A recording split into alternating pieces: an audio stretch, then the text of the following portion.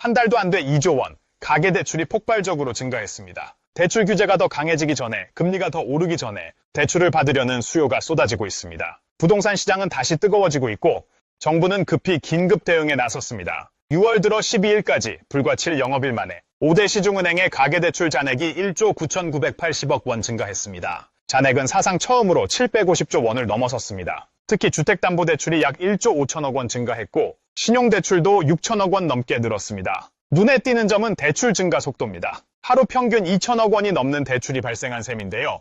5월 한 달간 가계대출이 5조 원 늘었는데 6월은 그 절반 가까운 금액이 보름도 안 돼 채워졌습니다. 이러한 흐름이 월말까지 이어진다면 6월 전체 대출 증가 폭도 5조 원을 훌쩍 넘을 가능성이 큽니다. 왜 이렇게 대출이 몰리는 걸까요? 첫 번째 이유는 7월부터 시행되는 스트레스 DSR 3단계 규제입니다. DSR, 즉 총부채 원리금 상환 비율은 대출자의 소득 대비 연간 원리금 상환액 비율을 제한하는 제도입니다. 이제는 기존 대출까지 감안해 더 촘촘히 대출 한도를 계산하게 되는 건데요. 이 규제가 시행되면 현재보다 적게 빌릴 수 있다는 계산에 많은 사람들이 지금이 막차라고 판단한 것입니다. 두 번째 이유는 금리입니다. 연초까지만 해도 주택담보대출 금리는 4% 후반이었지만 최근엔 3% 후반에서 4% 초반 수준까지 내려왔습니다. 금리가 낮아지면 대출 부담도 줄기 때문에 대출에 나서는 이들이 늘어나는 겁니다. 세 번째는 집값 상승 기대감입니다. 새 정부 출범 이후 부동산 규제가 완화될 것이라는 기대감과 함께 서울 강남 3구와 용산을 중심으로 집값 상승세가 다시 살아나고 있습니다.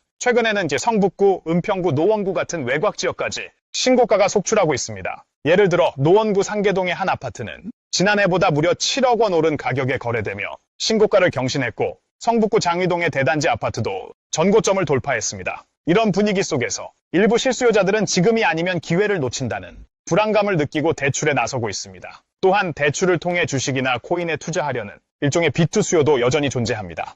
금융당국은 이 같은 움직임을 매우 엄중하게 보고 있습니다. 오는 6월 16일 금융위원회와 금융감독원은 전국 주요 은행의 가계대출 부행장들을 불러 긴급 간담회를 엽니다. 이 자리에서 과도한 대출 취급 은행에 대해 엄중 경고가 있을 예정입니다. 특히 NH농협은행과 SC제일은행은 이미 대출 잔액이 당초 계획보다 많이 늘어 현장 점검까지 예정돼 있습니다. 당국은 경우에 따라 초과대출한 은행에 계획서를 다시 제출하게 하고 은행별 대출 총량 관리를 더 강화할 방침입니다. 국토교통부도 규제지역 재지정, 투기과열지구 확대 같은 추가 조치를 검토 중입니다. 다만 규제를 강화하면 오히려 시장 불안을 자극해 추가 매수를 부추길 수 있다는 우려도 있어 정부는 신중한 접근을 하고 있습니다.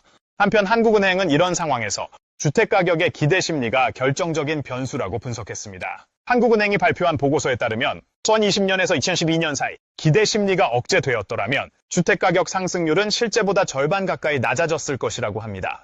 즉, 사람들의 심리가 가격을 만든다는 이야기입니다. 지금은 경기 둔화, 금리 인하 흐름이 이어지는 가운데 주택시장만 유독 과열되는 모습을 보이고 있습니다. 그만큼 기대 심리가 다시 살아나고 있다는 뜻입니다. 과도한 대출과 부동산 과열, 이는 단기적으로는 경제를 띄우는 효과가 있을 수 있지만 장기적으로는 금융 불안과 가계부채 리스크로 이어질 수 있습니다. 정부와 당국이 어떤 조치를 취하느냐에 따라 하반기 부동산 시장의 향방도 달라질 수 있습니다. 지금까지 뉴스앤뉴스였습니다. 구독과 좋아요, 알림 설정으로 더 정확한 뉴스 빠르게 받아보세요. 감사합니다.